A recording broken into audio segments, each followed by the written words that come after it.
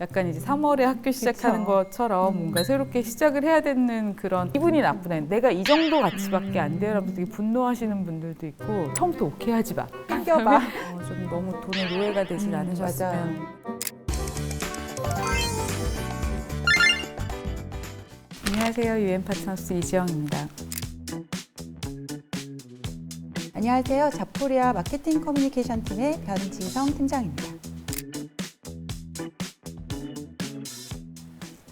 사모님 지금 3월 이후가 연봉협상 끝나면 저희 회사 같은 경우만 하더라도 이직해야지 뭐 이런 직장인들 그런 블라인드 앱 네. 이런 데도 많이 올라오는 글들을 볼 수가 있거든요. 그래서 실제 3월 이후부터 이직 시도를 많이 하는지 사실 몇 년 전만 해도 특별히 이렇게 이직 시즌이 있었다거나 이랬던 게 좀 분명했던 것 같아요. 왜냐하면 많은 기업들이 공채를 했으니까. 근데 지금 이제 공채는 많이 없잖아요. 그런 상황이기 때문에 특별히 이 시즌에 이직을 많이 한다 아니면 기업들이 채용을 많이 한다 이거는 아닌 것 같고 연중으로 비슷한 양으로 이어지고 있는 것 같은데 근데 이직을 좀 꿈꾸시는 분들이 맞아요. 액션을 움직이시는 시기가 이 1분기 그러니까 1월부터 3월인 것 아무래도 같은데 연봉에 대한 불만들이 항상 직장인들이 그렇죠. 연봉 협상도 때문에 많이 하고 작년 성과급이 또 맞아요. 나오는 받고, 시즌이기 맞아요. 때문에 이때 좀 적극적으로 움직이시는 수가 있는 성과급 것 좀 같아요. 챙기고 그리고 맞아요. 이직을 네. 인상률이 마음에 안 들면 이직 한번 해볼까 막 이런 이야기도 맞아요. 많이 하는 것 같긴 해요.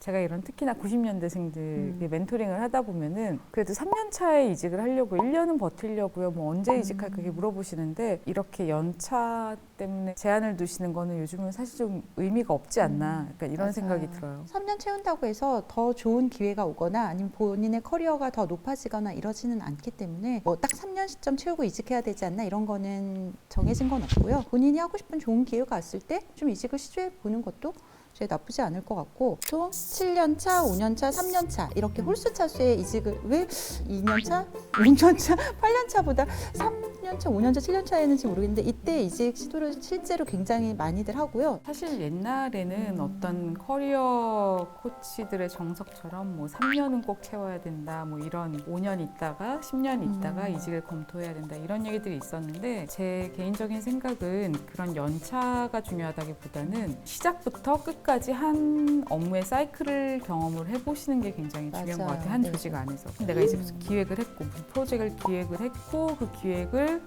운영을 했고 그리고 거기서 어떤 결과가 나와서 내가 속해 있는 조직에 어떤 영향을 미쳤는지 본인이 이렇게 하나하나씩 뭔가 마무리를 한 조직에서 해보는 거는 굉장히 중요하거든요. 이 습관을 그러니까 뭔가 마무리를 하시고 성과를 내고 오시는 움직이시는 그런 좀 습관은 주니어 때부터 가지시면 좋을 것 같아요. 실제 기업에서 경력직 채용하는 경우에는 이 사람이 뭐 기획만 잘해서 뭐 이것만 잘해서 이런 게 아니고 어떤 업무의 전반적인 그 회사 흐름의 사이클을 핸들링을 할 수 있고 그 과정에서 어떻게 커뮤니케이션을 하고 뭐 성과로 도출해낼 수 있고 이런 점들을 보기 때문에 이게 어떤 포인트, 어떤 시점에 이직이 뭐 잘 된다 아니면 성공 확률이 높다 이런 것보다는 본인이 업무 주기를 고려해서 이런 이직 주기를 좀 이렇게 스케줄링하고 핸들링해서 시도하는 게 더 중요하지 않을까? 뭐 저도 그렇게 의견을 드리고 싶어요.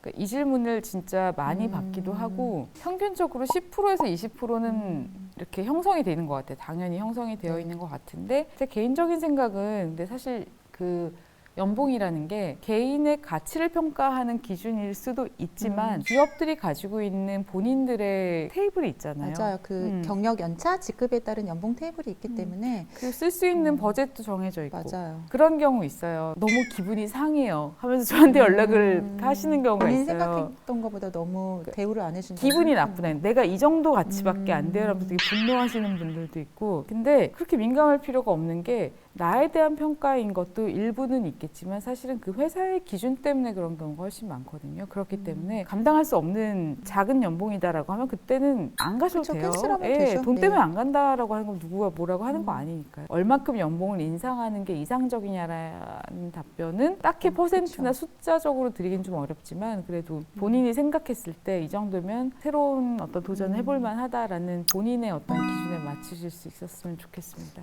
사실 요즘 구직 이직자들이 이제 정보들이 많잖아요. 그러니까 아예 그냥 그 사이트들이 이 회사 평균 연봉은 얼마다라고 제공을 하기도 하고 나는 손해 보면 안 된다라는 생각들은 많으신 것 같아요. 이직할 때 난 어느 정도는 꼭 높여가야 될 거야 이런 생각들 많이 하셔가지고 일단 1차로 받은 거 아니 처음부터 오케이 하지 마. 일단 있어봐.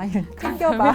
튕겨봐. 있어봐. 그런 다음에 다시 한번 얘기해봐. 뭐 이런 말도 안 되는 코칭들이 그런 커뮤니티에서 좀 이루어지는 것 같더라고요. 근데 무조건 그냥 주는 대로 받아라가 아니에요. 주는 대로 받아라가 아니라 이런 걸 최소화하기 위해서 처음부터 서로의 필요한 정보는 적절하게 제공을 해야 된다는 거죠. 처음부터 희망 연봉이 구체적으로 얼마다. 예를 들어 너무 뽑고 싶은 그런 이제 사람이 지원을 했는데 희망 연봉이 우리보다 한 몇 천만 원 많아요. 그런다고 했을 때 저희한테도 확인을 하는 경우가 있어요. 정말 이거 아니면 안 오신대요. 너무 뽑고 싶은 거죠. 너무 뽑고 싶은데 그럴 때 뭐 저희가 조율을 한다던가. 근데 또 막상 전해본 그거 아니면 안 되실까요? 라고 했을 때 네, 안 돼요 라고 하는 사람 거의 못 봤어요. 적절한 선에서 정확한 정보를 주고받는 그 안에서 판단들이 또 정확하게 만들어지실 거라고 생각을 합니다.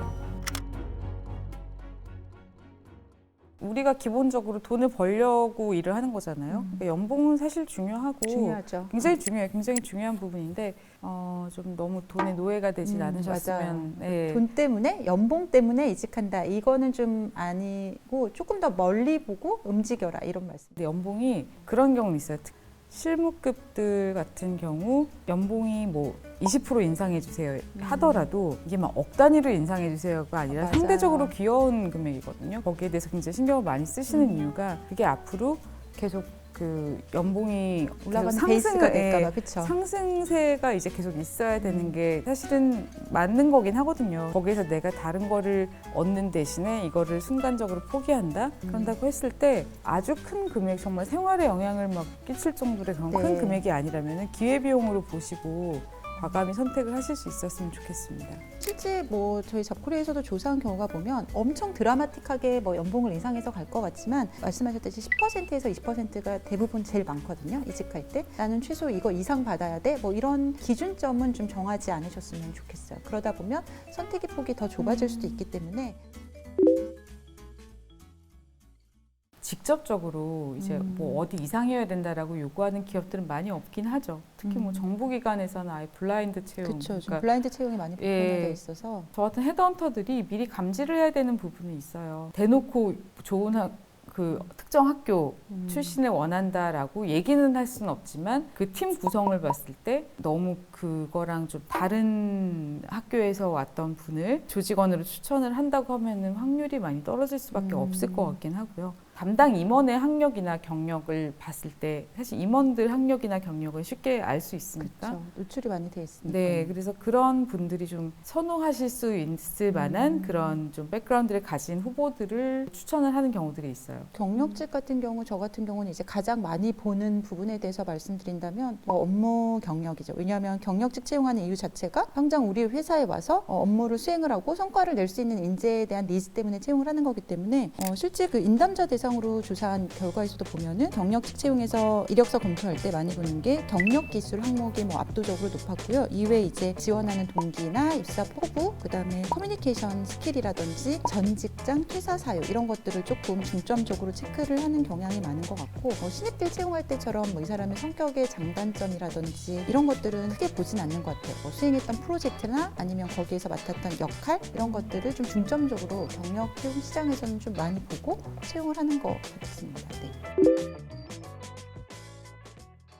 이직은 전문가분 계시지만 전문적인 유능한 헤드헌터를 통해서 이직하는 게 그래도 보면 제 주위에서 보면은 성공 확률이 가장 높긴 하더라고요. 많은 기업들이 생각보다 헤드헌팅 회사들하고 많이 일을 하고 계세요. 일반적으로 공고에 올라오지 않은 포지션들이 저희 같은 서치펌을 통해서 진행이 되는 경우들이 굉장히 많고요. 관심 있는 기업들 같은 경우는 어디서 얼마 투자 받았다, 투자 유치했다, 뭐 앞으로 이 사업 할 거다 이런 다양한 보도 자료들이 굉장히 많거든요. 근데 그런 거 좀 챙겨보시라고 말씀드리고 싶은 게 기업들이 앞으로 어느 방향으로 나가고 있는지에 대해서 이제 그림을 보실 수 있고 거기에 따라서 이제 본인도 커리어를 어떻게 개발해야 될 건지에 대한 아이디어를 얻으실 수 있기 때문에 정보들을 많이 수집하셔서 본인의 걸로 좀 소화를 하실 수 있었으면 좋겠습니다. 결국 열심히 정보를 찾는 사람들에게 그만큼 또 좋은 기회가 많이 오는 것 같긴 하더라고요. 그리고 요즘은 이제 기업들이 수시 채용으로 또 많이 인재풀을 보유하고 있다가 딱 그 타이밍이 아니라도